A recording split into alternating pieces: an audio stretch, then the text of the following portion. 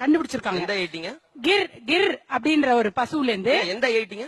IIT 10 அதாவது IIT Kharagpur நினைக்கிறேன், அது சரியா தெரியல. சரி. அங்க ஸ்டூடெண்ட்ஸ் வந்து ரிசர்ச் பண்ணி கண்டுபிடிச்சிருக்காங்க. சரி. பசுவோட அந்த யூரின்ல இருந்து எல்லா நோய்களுக்கான மருந்து இருக்கு. எல்லா நோய்களுக்கான மருந்து இருக்கு. It's proven. பசு மாட்டு யூரின் குடிச்சா கேன்சர் குணமாகும்னு வாட்ஸ்அப்ல பரப்புது. பசுவே ஆனா கோமாரி நோய் வந்தா செத்து போகுது. நான் ஒரு பயோடெக்னாலஜிஸ்டாவே கேக்குறேன். அப்படியா? ரொம்ப சந்தோஷம். கேளுங்க, நான் பதில் சொல்றேன்.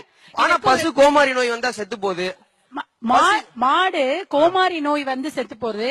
மாடு எத்தனை விஷம் கொடுத்தாலும் அந்த மாட்டோட விஷம் சிறுநீர்ல வர்றதில்ல. அது உங்களுக்கு தெரியுமா? நான் குடிச்சது இல்ல, எனக்கு தெரியாது. உங்களுக்கு தெரியறது இல்லன்னா அப்ப தெரிஞ்சுக்கணும். ஆன்டி மைக்ரோபியல் ஆக்டிவிட்டின்னு எடுத்தீங்கன்னா குர்குமினுக்கு இருக்கு, மஞ்சளுக்கு இருக்கு, பூண்டுக்கு இருக்கு, எல்லாம் இருக்கு. ஒரு சர்டன் டிகிரிக்கு இருக்கு.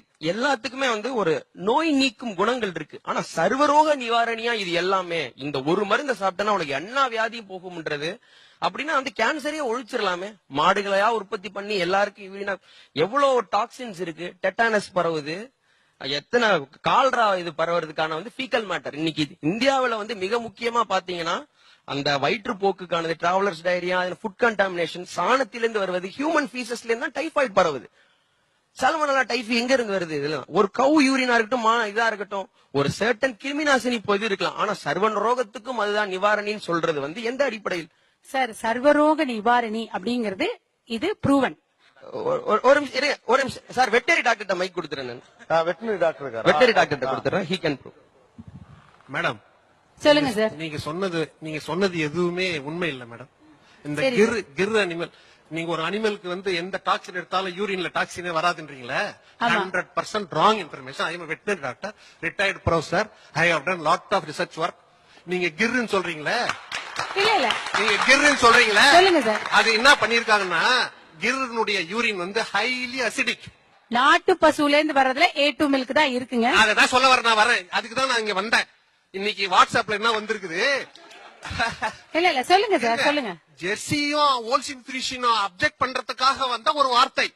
ஆனா A2ன்றது கேசினுடைய ஒரு பெப்டைடு, எக்ஸ்ட்ரா பெப்டைடு. அதுல A1 பெப்டைடு ஜெர்சில தான் இருக்குது, ஹோல்சின் ஃபிஷ் தான் இருக்குது. எவ்வளவு ஒருத்தர் கலப்பி விட்டான். ஹை ஈல்டிங் அண்ட் நம்ம அனிமல்ல கூட A1 இருக்கு. A1ங்கிறது கேசின். அதுல ஆபத்து வருது, குழந்தைகளுக்கு ஆபத்து வருதுன்றது ரா மில்க்ல தான். அது பேஸ்டரைசேஷன் பண்ணதுக்கு அப்புறம் A1 இருக்கா, பேஸ்டரைசேஷன் ஆனதுக்கு அப்புறம் A2 இருக்கா, அல்லது நம்ம கொதிக்க வச்சதுக்கு அப்புறம் A1 A2 என்ன ஆகுது? எந்த புரோட்டீன் கொதிக்க வச்சதுக்கு அப்புறம் அப்படியே இருக்காது. இல்ல நீங்க ரிட்டையர்ட் டாக்டர் வெட்டினரிங்கிறதுனால நீங்க சொல்றதுல நாங்க ஒத்துக்கணும்னு இல்ல. இது வந்து நீங்க ஒருத்தர் சொல்றத நாங்க ஒத்துக்கணும்னு இல்லவே இல்ல. அயனாவரத்துல இருக்கிற 10 வருஷத்துக்கு முன்னாடி போய் எங்க அயனாவரத்துல இருக்கிற கூப்பிட்டாங்க. என்ன நடக்குது கூத்துன்னு எனக்கு தெரியும்.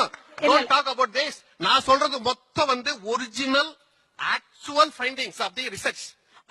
மாட்டு கோமியம், அதாவது பஞ்சகவ்யம் கோமியம் கொடுத்து இத கியூர் பண்ணிருக்காங்க அப்படிங்கறத, டயபெட்டிக் அண்ட் பிபி எல்லாத்தையுமே, சுகர் எல்லாத்தையுமே கியூர் பண்ணிருக்காங்கன்றத நான் சப்மிட் பண்றேன். தன் கருத்தை மெய்ப்பிக்க இவர் அனுப்பிய ஆதாரங்கள் வெறும் தகவல்களும்